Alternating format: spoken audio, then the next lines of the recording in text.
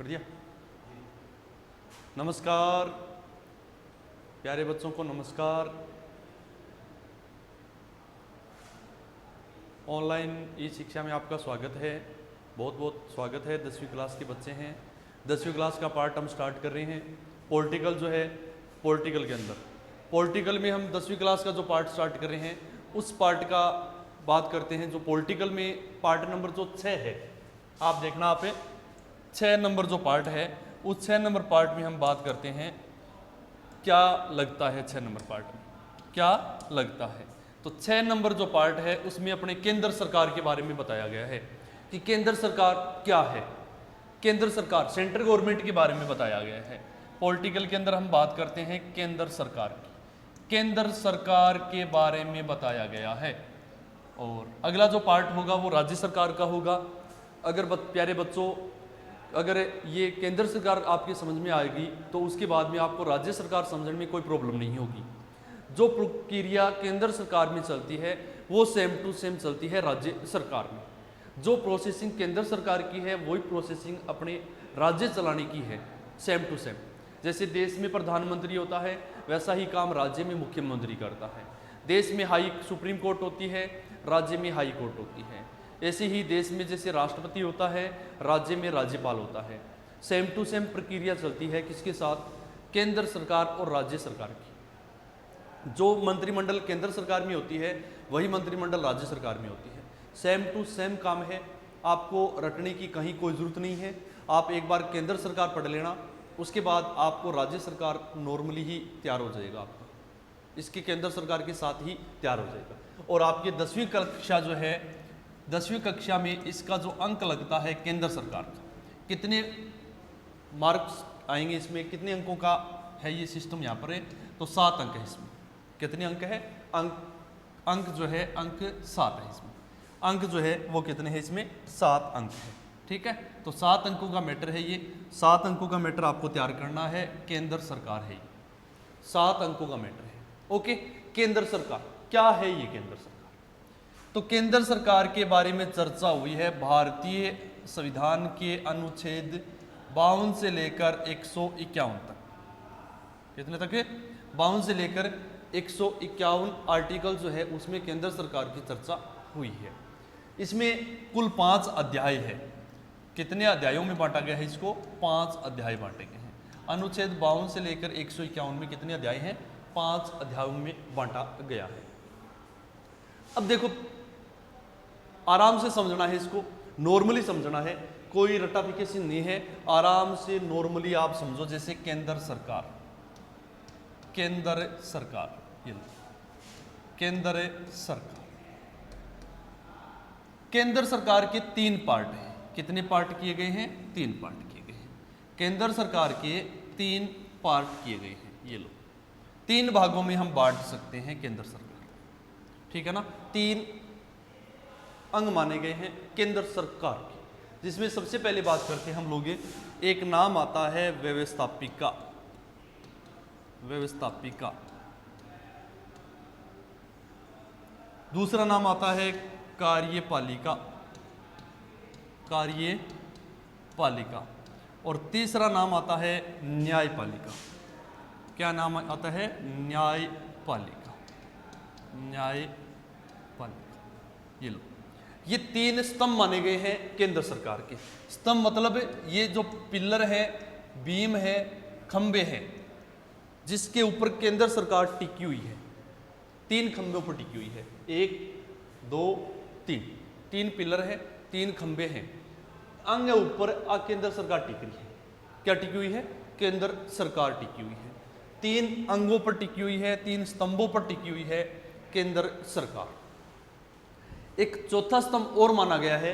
उस चौथे स्तंभ को संविधान में कहीं उल्लेख नहीं हुआ है, बाकी आज इसका एक मेन हिस्सा है, मेन रोल है देश चलाने के अंदर। मीडिया, मीडिया नहीं सुना है?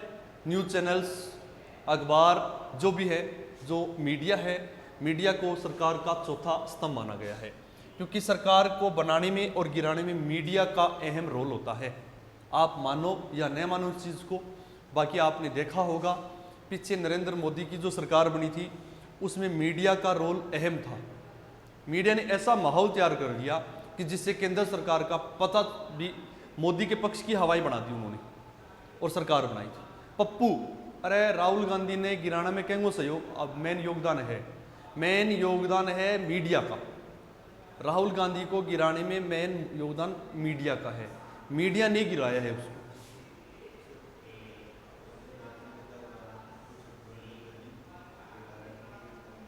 किसके अंदर है?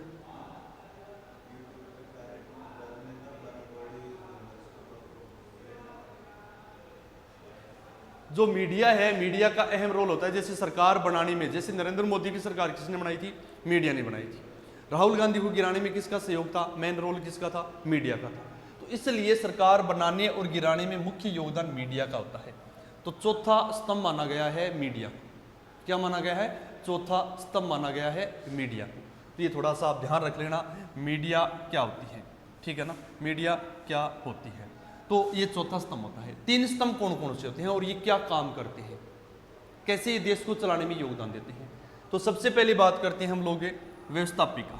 व्यवस्थापिका का अगर आप नाम लेना चाहो तो दूसरा नाम संसद है। दूसरा आप इसको क्या कह सकते हो? संसद कह सकते हो। व्यवस्थापिका को आप दूसरे नाम से पुकारते हो और वो नाम क्या है? संसद है। इस संसद के 3 अंग माने गए हैं। कितने अंग माने गए हैं? 3 अंग। संसद में कौन कौन आते हैं? 3 अंग आते हैं, जिसमें एक अंग का नाम है राष्ट्रपति। क्या नाम है? राष्ट्रपति। दूसरे अंग का नाम है लोकसभा, लोकसभा। और तीसरे अंग का नाम है राज्यसभा, राज्यसभा। 3 अंग हैं, राष्ट्रपति, लोकसभा, राज्यसभा। राष्ट्रपति, लोकसभा, राज्यसभा, ठीक है। 3 अंग है, राष्ट्रपति, लोकसभा और एक राज्यसभा। सरकार को बनाने और गिराने में, सरकार में कानून बनाने में, कानून में संशोधन करने में इसका मेन रोल होता है संसद का, ठीक है। कैसे होता है मैं बताऊंगा अभी आपको। क्वेश्चन पर डिपेंड करता है। क्वेश्चन पूछ लिया संसद के अंग कितने होते हैं बच्चों? अंग होते हैं 3 बताने हैं, राष्ट्रपति, लोकसभा, राज्यसभा। क्वेश्चन पूछ लिया संसद के अंग कितने होते हैं बच्चों? तो संसद के अंग 2 हैं, सदन कितने होते हैं? सदन 2 हैं, एक लोकसभा है और एक राज्यसभा है। सदन 2 हैं, अंग 3 हैं, ओके।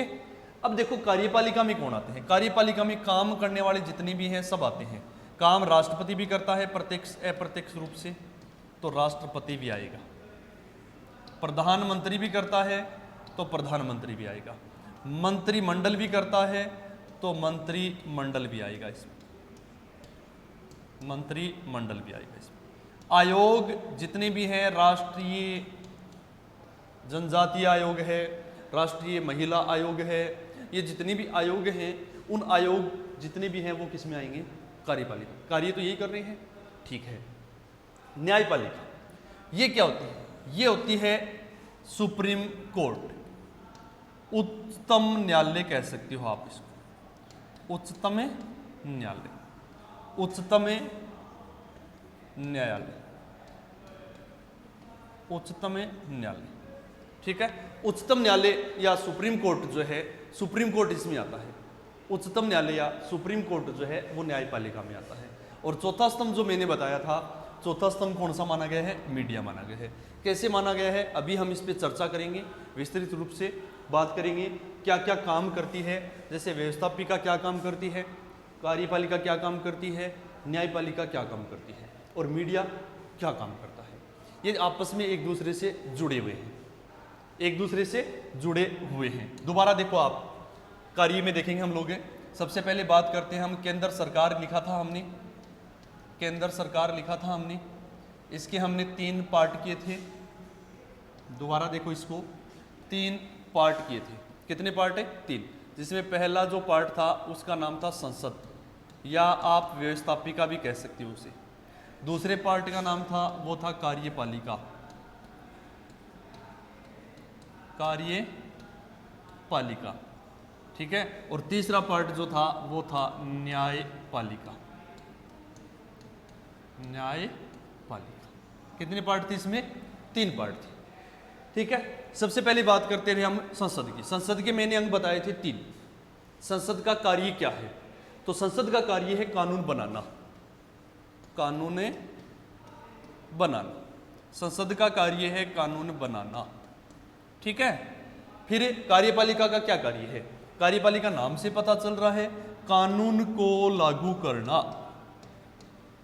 कानून को लागू करना। कानून को लागू करने का काम कौन करती है? कानून को लागू करने का काम कार्यपालिका करती है। और तीसरा जो पार्ट है उसका नाम है न्यायपालिका। इसका काम होता है कानून की रक्षा करना, कानून की रक्षा करना। तीसरे पार्ट का मुख्य काम होता है कानून की रक्षा करना, कानून की रक्षा करना, ठीक है। तो ये 3 पार्ट है, कानून बनाना, कानून को लागू करना और कानून की रक्षा करना, कानून की रक्षा करना, ठीक है। तो ये जो है संसद है। संसद की हम बात करते हैं, कानून कैसे बनाती है?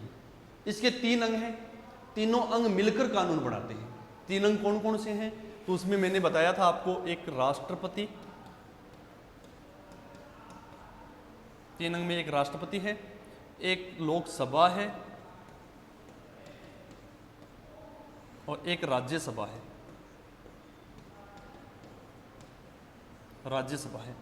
लोकसभा में पूरे भारत में 552 सदस्य हैं, राज्यसभा में पूरे भारत में 250 सदस्य हैं। अरे अपने गांव में नहीं होते क्या, एमपी बोलते हैं जिसे, जो लोकसभा सदस्य कहलाता है। राजस्थान में इनकी सीटें हैं 25। कितनी सीटें हैं इनकी? 25 सीटें हैं। और राज्यसभा की अपने राजस्थान में कितनी सीटें हैं? 10 सीटें हैं। और इस प्रकार पूरे भारत में राज्यसभा की 250 हैं और लोकसभा की पूरे भारत में 552 सीटें हैं। अब ये क्या करते हैं? ये कानून बनाते हैं तीनों मिलकर। अगर इनमें एक भी मना कर दे तो कानून नहीं बनता है। तीनों की अहम भूमिका होती है, तीनों का बराबर का हिस्सा होता है। जैसे हम बात करते हैं, आप अपने स्कूल के हिसाब से, या इसको समझ लेना, स्कूल के हिसाब से प्यार से समझ में आ जाएगा आपकी। मान लो आपके स्कूल के अंदर 2 क्लासरूम है, 1 नंबर क्लासरूम और क्लासरूम नंबर 2। 1 नंबर क्लासरूम में 552 बच्चे हैं और दूसरे नंबर क्लासरूम में 250 बच्चे हैं। एक आपके स्कूल की ऑफिस है, क्या है? आपके स्कूल की एक ऑफिस है जहां पर आपके प्रिंसिपल बैठते हैं। बैठते नहीं बैठते हैं? आपको सपोज करो कि एक दिन की छुट्टी करवानी है, एक दिन की छुट्टी करवानी है, तो भाई 2-5 बच्चों के कहने से छुट्टी नहीं होगी, नहीं होगी। तो आप क्लास वाले क्या करोगे? जो 552 है 1 नंबर क्लास वाले, वो एक एप्लीकेशन लिखेंगे, लिख दी। उस एप्लीकेशन के ऊपर आपकी क्लास में से अगर 2/3 बच्चे साइन कर देते हैं तो इसका मतलब आपकी क्लास चाहती है कि कल की छुट्टी हो। और वो एप्लीकेशन जाएगी फिर दूसरी क्लास में, दूसरी क्लास में भी यही प्रोसेसिंग होगी। उनमें जितने बच्चे हैं उनके 2/3 बच्चे अगर सिग्नेचर कर देते हैं तो दूसरी क्लास भी चाहती है कि कल की छुट्टी हो। दोनों क्लासें तो चाहती है कल की छुट्टी हो, लेकिन वो एप्लीकेशन फिर जाएगी प्रिंसिपल के ऑफिस में, जाएगी कि नहीं जाएगी? और प्रिंसिपल अगर उस पर और सिग्नेचर कर देता है तो इसका मतलब आपकी कल की छुट्टी पक्की, छुट्टी हो गई है। आप दोनों क्लासें ये चाहती है कि कल की छुट्टी हो, लेकिन प्रिंसिपल ने वो रिजेक्ट कर दी एप्लीकेशन, तो कल की छुट्टी नहीं होगी। दोनों क्लासों की अनुमति जरूरी है और प्रिंसिपल की अनुमति जरूरी है, ऑफिस की अनुमति जरूरी है, तब आपकी कल की छुट्टी होगी। वही यहाँ पे होता है, राष्ट्रपति पहले लोकसभा में पास होती है एप्लीकेशन छुट्टी कोई भी कानून की, फिर राज्यसभा में होती है और फिर राष्ट्रपति उस पर सिग्नेचर करता है और कानून बढ़ जाता है। इस प्रकार बढ़ता है कानून। अगर इनमें से एक भी मना कर दे, मान लो आपकी क्लास ने हाँ भर दी लेकिन राज्यसभा ने हाँ नहीं भरी है, तो इसका मतलब कल की छुट्टी नहीं होगी। एक क्लास चाहती है और एक क्लास नहीं चाहती है। ये क्लास वाले कहेंगे कि हम तो आएंगे कल, तो भी प्रिंसिपल को स्कूल लगानी पड़ेगी, होगा कि नहीं होगा? वही सिस्टम यहाँ पे है। तो इस प्रकार है, तीनों की अनुमति जरूरी है, तभी ही आपकी छुट्टी होगी, तभी देश का कानून बनेगा। बन गया? ठीक है। कानून कैसे बनता है? तो कानून बनाने में लोकसभा, राज्यसभा और राष्ट्रपति तीनों की अनुमति जरूरी है। जैसे सपोज करो आप, मान लो आप कि एक ऐसा कानून बनाना है जिसमें यह करना है कि प्रत्येक भारत के नागरिक को 5,000 रुपए दिए जाएंगे। प्रत्येक भारत के नागरिक को 5,000 रुपए दिए जाएंगे, ये कानून बनाना है। अरे मान लो, मानना के लगे है 5,000 रुपया देना है, कानून बनाना है। पहले वो मान लो लोकसभा में पास हो गया है, लोकसभा वाले चाहते हैं कि ठीक है 5,000 रुपये दे दो प्रत्येक बंदे को। फिर वो एप्लीकेशन राज्यसभा में जाएगी, राज्यसभा भी साइन कर देती है और कह देती है कि चलो ठीक है दे दो 5,000 रुपये प्रत्येक बच्चे को, ठीक है। फिर वो एप्लीकेशन जाएगी राष्ट्रपति के पास और राष्ट्रपति भी साइन कर देता है और वो कहता है कि ठीक है 5,000 रुपये दे दो पूरे भारत के लोगों को। कानून बन गया है, प्रत्येक आदमी को 5,000 रुपये मिलेंगे और जो देश का खजाना है उस खजाने से 5,000 के हिसाब से 1 करोड़, मान लो भारत की जनता है, सपोज करना है अपने को बस, 1 करोड़ भारत की जनता है, 5,000 गुणा 1 करोड़ रुपये देश के खजाने से निकलेंगे और वो खजाने से निकले हुए रुपये जाएंगे कार्यपालिका के पास और कार्यपालिका से कहा जाएगा कि प्रत्येक भारत के आदमी को 5,000 रुपये दे दो और कार्यपालिका क्या करेगी, उस 5,000 रुपये वाले कानून को लागू करेगी। क्या करेगी? लागू करेगी। और कार्यपालिका का वास्तविक कौन होता है, मुख्य कौन होता है? मुख्य होता है प्रधानमंत्री। अब वो प्रधानमंत्री जनता के सामने वो पैसा पहुंचाएगा। कैसे पहुंचाएगा? बैंक में खाता खुलाएगा या गांव में गाड़ी भर के जाएगी पैसे की, गांव में चौराहा के ऊपर एक एक आदमी ने 5-5 हज़ार रुपया बांटेगी ही, वहाँ खाता में ट्रांसफ़र करेगी ही, या उनको लेने बैंक में जाना पड़ेगा। तो क्या प्रोसेसिंग करेगा, ये पूरा प्लान करेगा ये देश का प्रधानमंत्री। ये कानून को लागू करेगा, किस प्रकार पैसे बांटने हैं ये प्रोसेसिंग करेगा। कार्यपालिका कार्य ये करेगा, पूरा ये प्लान बनाएगा कैसे पैसे को बांटना है। बांट दिया पैसा, मान लो प्रधानमंत्री ने 1 करोड़ लोगों को पैसे नहीं बांटे हैं, बल्कि लोगों को पैसे बांट दिए हैं 80 लाख लोगों को, और 20 लाख लोगों का पैसा इसने अपनी जेब में डाल लिया, घपलाबाजी कर दी। अब जिन 20 लाख लोगों को पैसा नहीं मिला है वो कहां जाएंगे? वो न्याय मांगने जाएंगे, न्यायपालिका में जाएंगे।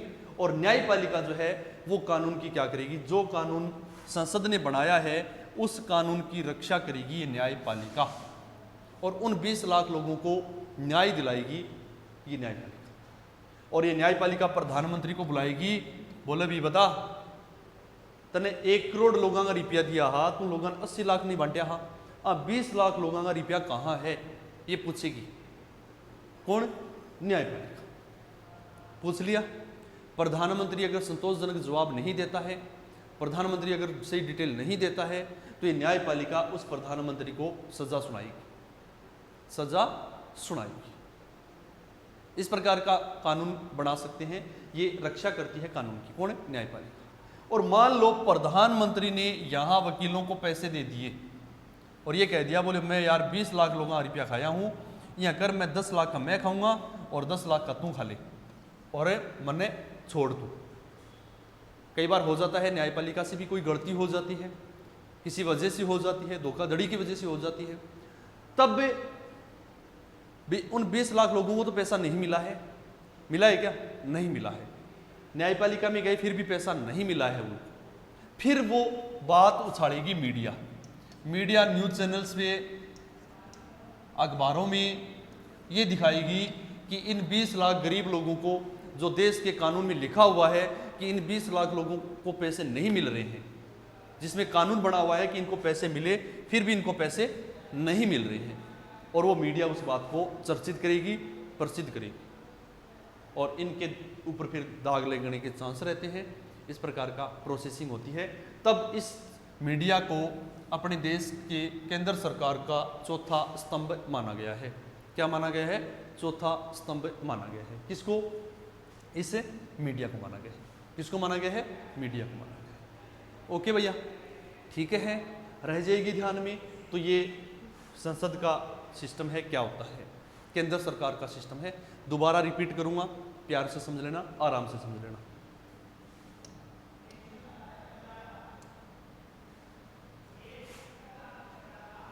हाँ भी अपने पढ़ना है जो 10वीं कक्षा की सामाजिक विज्ञान की बुक है, उसमें जो 6 नंबर टॉपिक दिया हुआ है, देखना आप उसको।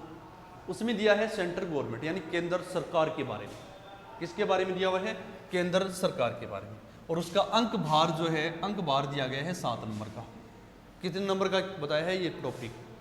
छठा जो टॉपिक है, 6 नंबर जो टॉपिक पॉइंट है, वो 6 नंबर पॉइंट आपका 7 नंबर का है 10वीं कक्षा की सामाजिक विज्ञान की बुक के अंदर। सेंट्रल गवर्नमेंट मतलब केंद्र सरकार के बारे में बताया गया है।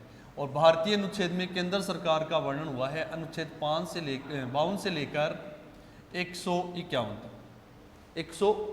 तक, जिसमें कुल 5 अध्याय हैं। कितने अध्याय हैं? 5 अध्याय हैं, यानी उसे अनुच्छेदों को बांटा गया है अलग अलग प्रकार से। फिर हम चलते हैं केंद्र सरकार का क्या प्रोसेसिंग है। अगर आपको केंद्र सरकार समझ में आएगी तो आपको राज्य सरकार सेम टू सेम समझ में आ जाएगी। ठीक है, पहला केंद्र सरकार को हम बात करते हैं तो 3 भागों में बांटा गया है। कितने भागों में? 3। ये केंद्र सरकार के 3 स्तंभ माने गए हैं। क्या माने गए हैं? 3 स्तंभ मानते हैं, क्योंकि केंद्र सरकार इस पर टिकी हुई है। हम सोचते हैं कि प्रधानमंत्री अपनी मनमर्जी कर ले, मनमर्जी का कानून बना दे, तो प्रधानमंत्री नहीं बना सकता। कानून बनाने के लिए इन 3 लोगों की अनुमति जरूरी है, तब वो कानून बना सकता है, वरना प्रधानमंत्री चाहकर भी कुछ नहीं कर सकता, उसके हाथ में कुछ भी नहीं है। ये अगर 3 बंदे उसकी सहमति देंगे तो ही वो कानून बना सकता है, वरना कानून नहीं बना सकता। ओके, ठीक है। तो 3 स्तंभ कौन कौन से हैं केंद्र सरकार के बच्चों? 3 स्तंभ है। 1 नंबर है व्यवस्थापिका, जिसको हम संसद भी कह सकते हैं। दूसरा स्तंभ है, उसका नाम आता है कार्यपालिका, जिसमें राष्ट्रपति, प्रधानमंत्री, मंत्रिमंडल और एक जितने भी आयोग हैं वो आते हैं। तीसरा स्तंभ है न्यायपालिका, जिसमें सुप्रीम कोर्ट यानी उच्चतम न्यायालय आएगा, उच्चतम न्यायालय आएगा। और चौथा स्तंभ माना गया है केंद्र सरकार का, वो है मीडिया। मीडिया को केंद्र सरकार का चौथा स्तंभ माना गया है। अब केंद्र को हम संघ भी कह सकते हैं। केंद्र को क्या कह सकते हो? संघ भी कह सकते हो। तो इसका नाम आता है फिर संघीय व्यवस्थापिका, संघीय कार्यपालिका, संघीय न्यायपालिका। केंद्रीय, इसको केंद्रीय व्यवस्थापिका, केंद्रीय न्यायपालिका और केंद्रीय कार्यपालिका और केंद्रीय न्यायपालिका भी कह सकते हैं हम लोग। ओके, जब हम राज्य पढ़ेंगे तो सेम टू सेम वही प्रोसेसिंग राज्य में होगी। राज्य सरकार लिखेंगे यहाँ पर और वही 3 अंग उसमें होंगे, राज्य व्यवस्थापिका, राज्य कार्यपालिका और राज्य न्यायपालिका। सेम प्रोसेसिंग होगी, सेम टू सेम प्रोसेसिंग होगी। जो केंद्र सरकार की है वही राज्य सरकार की होगी। ढंग से पढ़ लेना इसको। अब व्यवस्थापिका या संसद, कितने अंग हैं उसके? 3, राष्ट्रपति, लोकसभा, राज्यसभा। कार्यपालिका में कितने आते हैं? कौन आते हैं? तो राष्ट्रपति आता है, प्रधानमंत्री आता है, मंत्रिमंडल आदि है और इसके आयोग आते हैं। फिर न्यायपालिका में कौन आता है? सुप्रीम कोर्ट यानी उच्चतम न्यायालय आता है, उच्चतम न्यायालय आता है। ठीक है, ठीक है, आगे देखते हैं। फिर केंद्र सरकार की ही बात कर रहे हैं हम लोग। केंद्र सरकार के जो 3 स्तंभ है, अंग नहीं सॉरी 3 स्तंभ है, वो कौन कौन से कार्य करते हैं? कौन कौन से कार्य करते हैं? ठीक है, तो कार्य में अगर बात करें तो संसद जो है, संसद का काम होता है कानून बनाना, कानून बनाने का काम होता है, ये कानून बना के देती है ये। कार्यपालिका, कार्य मतलब कार्य करती है, उस कानून को लागू करती है, कानून को लागू करती है, लोगों तक उस कानून को पहुंचाती है। तभी हम मानते हैं कि ये काम प्रधानमंत्री ने किया है, ये काम प्रधानमंत्री ने किया है, ये योजना प्रधानमंत्री ने चलाई है। प्रधानमंत्री ने चलाई है उसने, ये योजना यहाँ से बन के आई है कानून। प्रधानमंत्री तो सिर्फ उसको लागू करने का काम करता है। तब जनता क्या मानती है कि ये काम प्रधानमंत्री ने किया है, बाकी प्रधानमंत्री नहीं करता है। प्रधानमंत्री वही करता है जो संसद कानून बना के देती है, जो संसद कानून बना के देती है। कानून को लागू कर दिया, अब उस कानून को सही तरीके से लागू किया है या नहीं किया है, उस चीज की रक्षा करती है न्यायपालिका। कानून की रक्षा करती है न्यायपालिका।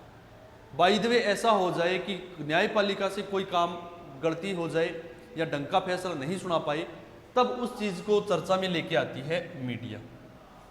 कौन लेके आती है? मीडिया। मीडिया जो है ये लोगों तक इस बात को पहुंचाती है। कई बार क्या होती है, मीडिया भी बिकाऊ हो जाती है, मीडिया भी किसी का पक्ष कर लेती है, पक्षपात कर लेती है मीडिया, क्योंकि उसको पैसे दे दिए जाते हैं या वो किसी प्रकार अपने सिद्धांतों की वजह से पक्ष कर लेती है। तो मीडिया भी पक्षपात कर लेती है, तो भैया देश चलता है फिर राम भरोसे, ठीक है ना, फिर उसको रोकने वाला कोई नहीं है। वरना संविधान में बहुत अच्छी प्रोसेसिंग की गई है, कहीं कोई मिस्टेक नहीं होनी चाहिए। कानून बनाने वाला अलग बना दिया है, कानून को लागू करने वाला अलग बना दिया है, उसकी रक्षा करने वाला अलग बना दिया है, और लोगों तक उस चर्चा को लेने वाला अलग बना दिया है। लेकिन मीडिया का संविधान में कोई उल्लेख नहीं है। चौथा स्तंभ हम मानते हैं, मीडिया में इसका संविधान में कोई उल्लेख नहीं है, ये याद रखना है। संविधान में सिर्फ 3 स्तंभ है, संसद, कार्यपालिका और न्यायपालिका। ओके, ठीक है, ठीक कर दो भाई। ओके भाई, ठीक है। नमस्कार बच्चों, जय हिंद, जय भारत। अब हम आगे की जो बातें हैं वो पढ़ेंगे कि केंद्र सरकार में संसद के कौन कौन से अंग है, ये कैसे कैसे काम करते हैं, कैसे बढ़ते हैं ये अंग, इनका निर्माण कैसे होता है। फिर कार्यपालिका में जैसे हम पढ़ते हैं, राष्ट्रपति है, प्रधानमंत्री है, मंत्रिमंडल है, इनका निर्माण कैसे होता है, कैसे ये काम करती है, किसके अंडर में होती है, ये पूरी प्रोसेसिंग हमें डिटेल से नेक्स्ट वीडियो में पढ़ेंगे। ओके, जय हिंद, जय भारत।